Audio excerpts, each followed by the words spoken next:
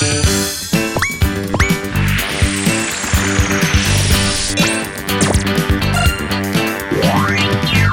食报备啊！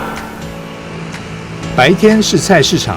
在晚上改换成为夜间食堂。这个位于东门路桥旁的复兴公有市场，在里面目前有几家小餐馆在这营业，其中这一间看起来有点像是来到日本竹地市场氛围的摊子，就特别引人注目。原来这是一对原本从事旅游业的母女，因为想要营造出像是日本竹地市场又有台南特色的宵夜摊所精心打造的成果。我跟我妈妈，我们两个是做旅游业的，然后因为我们蛮喜欢说就是日本的竹地市场，然后所以我们想要把台南有打造一个像日本竹地市场这样子的景点，对，一个地方。不止台日的风格混搭，就连餐点料理也一样国际化，从披萨、意大利面到季岛湖、各行恩前，跳动的组合也吸引到不同的课程，蛮特别的啊，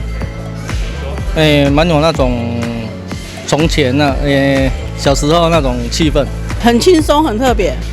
对，就是像在自己家里这样用餐这样，很适合来这边吃宵夜，很有气氛的感觉，很像在日本。它的东西都蛮好吃的。这个地方我觉得吃起来很舒服啦，因为是在那种菜市啊这种地方啊，不像那种大餐厅啊，或者这种人吃起来比较拘束哦。那这边你想吃什么，要大口吃，然后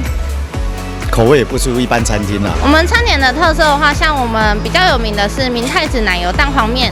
那这个的话是用日本的战旗乌龙面，然后去搭配上日式的白酱下去制作的，所以那个口感会很特别。香肠的话是我们的，像是我干妈自己私人自己做的，对，是在外面吃不到口味，它是古早味的。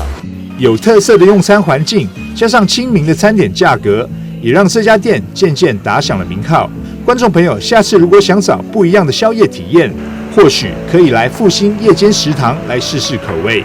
记者张秀维，台南报道。